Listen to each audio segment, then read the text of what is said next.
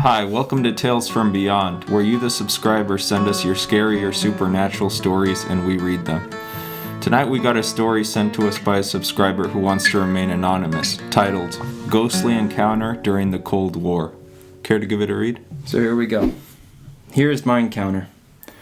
During the 1980s, I was assigned as a cavalry scout in the recon troop, along the border between what was then East and West Germany. The sector I was assigned to was considered the only route for Soviet tanks to attack the NATO forces in Europe. Part of my duties were to supervise two of the observation posts overlooking the Russian border guards tower and the fence lines, which were heavily mined not to keep us out, but to prevent the East Germans from escaping to freedom. From time to time, the Soviets would do something to test our reaction.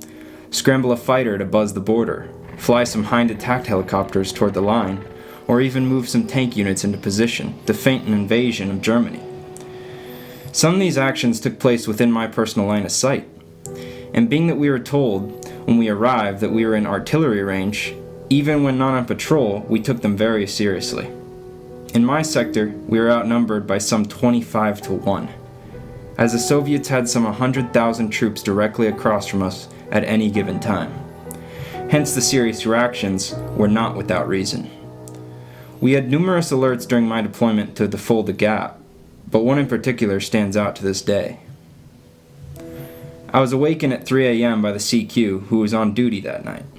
The CQ, for any non-military people, is a soldier assigned to answer the hotline phone at night and make sure all personnel are present and accounted for, as well as prevent guys from sneaking girls into the barracks for recreational purposes. Shaken by the sergeant on duty, I rose to my feet, fully dressed, except for my boots. "Staff Sergeant, we have an alert," shouted the new NCO. I remember looking at him while I began putting my boots on and telling him to wake everyone up. He ran banging on doors and shouting through the old German barracks, which had housed the SS troops during World War II. Immediately I gathered up my guys and told them to draw their weapons, wait for me outside at the pre-designated platoon area. During this time, myself and two other sergeants went downstairs to pick up our team gear and electronic equipment from the TOE room. These old barracks the Nazis were built were half underground and had connecting tunnels, which we had converted into storage areas for our tactical equipment. As three of us opened the doors to the tunnel to access the equipment, we saw some troopers at the end of the tunnel walking towards us. They were about 40 meters away. We unlocked the room to trap our team gear, and at that moment I looked again to my left, down the tunnel, because, well, I wanted to see who the other troops were at the end. The light was not great in this place, and as the light were spread out quite far, I noticed the sound of these guys' boots was really getting loud, which was not normal since our boots didn't make that sound. It almost sounded as if they had metal on the heels or something. All three of us then looked at these other, now some 15 meters away, coming from the light, from a wall-mounted light in between our positions.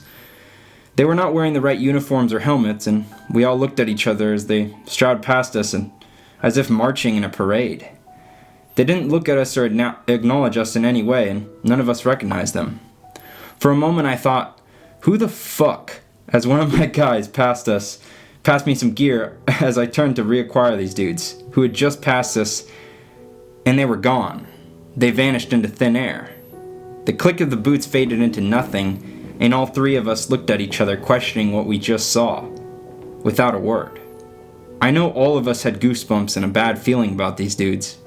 As my buddy Ruiz locked and loaded his M16, he looked a little spooked. Robert, the other sergeant with me, was full Cheyenne, and he was fumbling the safety on his weapon. We didn't have time to dwell on the situation as a possible Soviet invasion was imminent. I locked the door to the gear room and we moved tactically down the dim-lit hallway. When we exited the tunnel, a PFC from my squad was awaiting orders, and we all asked him where the three guys and where they went. He looked at us blankly and replied, "No one came out, Sarge." None of us said another word about this, then, not wanting to lose our clearances or get a Section 8 crazy discharge. We didn't want to look like we were crazy. All three of us have kept this secret for over 30 years. That is, until today. After the false alarm and the alert was lifted, I looked in the library on post to try to identify the uniforms we had seen on them. It was pre-internet, so books was how we had to do it back then. The uniforms were definitely Nazi Waffen SS from around 1943 to 1945. Well, I guess the Nazi dude wanted to get one more piece of the commies or something, but it remains to this day the weirdest thing that has ever happened to me. So yeah, that's scary stuff, Nazi ghosts. And he also heard the stepping of their boots, which is also interesting. And the thing was, he wasn't the only one who saw them and heard them. So it's hard to explain stuff away when there's other witnesses to this.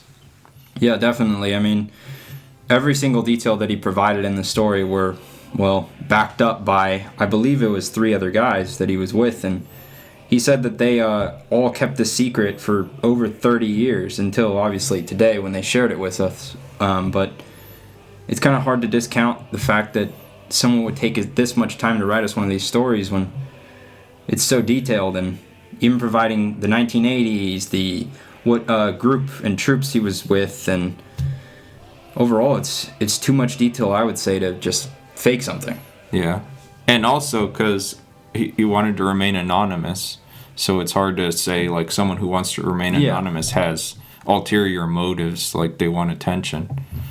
Yeah, definitely.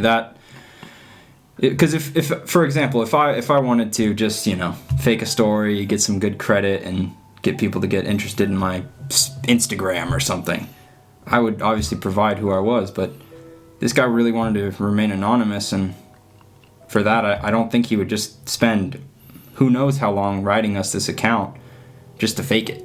Yeah. And it's very interesting that people from all wakes of life have supernatural encounters. I've met people that are in the healthcare industry, construction workers, people in the military who've all had supernatural or ghostly encounters, and that's something that's very interesting. Yeah, I mean, the fact that we see people from all walks of life, like you said before, sharing these, very similar stories kind of proves, in a way, that these things possibly are real. Because everyone, whether you're 12 years old to 50 years old, everyone has at least one story of something they can't explain, that they saw when they were younger, that they saw last week. And it just proves to me, at least, that maybe these things are true. So that's it for tonight. Thanks for watching, everyone, and don't forget to like and subscribe. We'll leave the email address down below so you guys can send us your scary or supernatural stories. All right, well, don't forget to subscribe, guys. Like and share this content. It really helps us out. Thanks for all the support in the last videos. We'll see you next time, guys.